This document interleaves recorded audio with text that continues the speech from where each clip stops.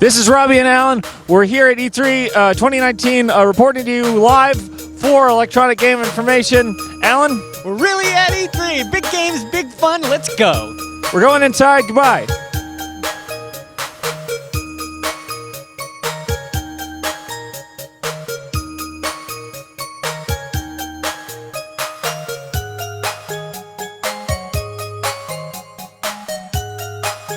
We're here in front of Borderlands 3. This is Borderlands 3. It's one of the games that's really vying for the best game of show at E3 2019. You can see here these beautiful statues of all the Borderlands 3 characters that you'll be able to choose from when you start your new Borderlands 3 game with your friends or perhaps with AI-controlled helpers. Yes, you can see they have modeled all the characters, and this woman is about twice or three times as big as I am, and I just am so pumped to see what they've done with Borderlands 3. It's going to be a heck of a time. If you can remember, it doesn't seem that many years ago, no one really gave a shit about Borderlands, but we were just in line for lunch. We got 2 sandwiches, and in the line, what do we hear people saying? Borderlands 3!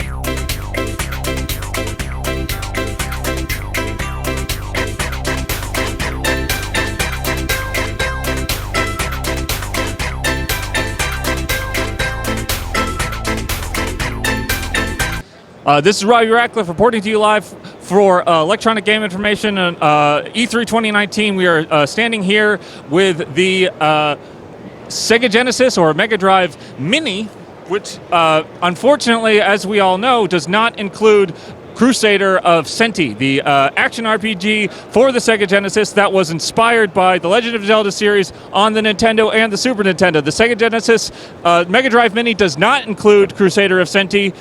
Yes, Crusader of Senti is a wonderful game. I played Crusader of Senti. I took a bath with Kayla, and it was a blast. It was probably the most fun game I've ever played, and I did play it.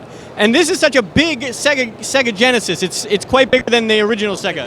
The Sega Genesis, the regular Sega Genesis, is the one behind the miniature Sega Genesis, which is up in front. And if you come closer, you can see that there are, in fact, 2 Sega Genesis Mega Drive units in this case. This is the real thing. These are going to be jacked up and loaded with remarkable Sega Genesis games. If I had to pick one of the 2 Segas, I'd pick the really big Sega because it's so big and so impressive. I would blow all my friends away when they come over. They'd see such a very big Sega. Alan, I have to disagree with you there. I think the one that you want is the one that's smaller because it fits on a smaller shelf area. It has an HDMI output. The original one only has a RF receiver and maybe something else. This is the most fun game I ever played. I'm not sure which character I am, but it's a very big Sega game. Alan is, of course, playing as Axel, the character in the Streets of Rage series that is the sort of medium character between the larger, slower-moving characters and the nimbler but weaker, fast-moving characters. Alan. Yes, I'm kicking this guy in the head. I'm kneeing him in the head. I can't control the character. The buttons are just too big. That's an EGI exclusive. The Sega Genesis Mega Drive Mini Classic Edition is got an optional massive controller that is not that it makes it very hard to play.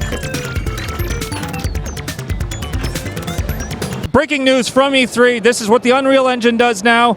If you think about games like Gears of War, if you think about games that showcase the Unreal Engine's capabilities over the last 10 or 15 years, you got your Unreal, Unreal 2, Unreal Championship, Unreal Tournament 2005, Unreal Tournament 3. These were all Unreal Tournament games, but now they're changing tack. We've got the Unreal Engine making these wonderfully textured plants, and also I guess the engine is also now the movement of color and light. Alan?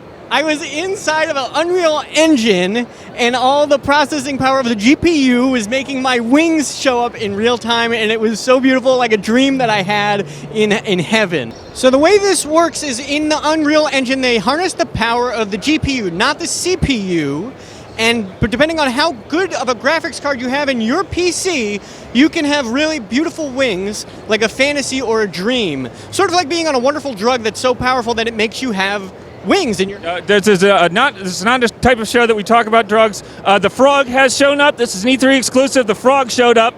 It's a purple frog. It's different from the frogs that you normally see in the woods.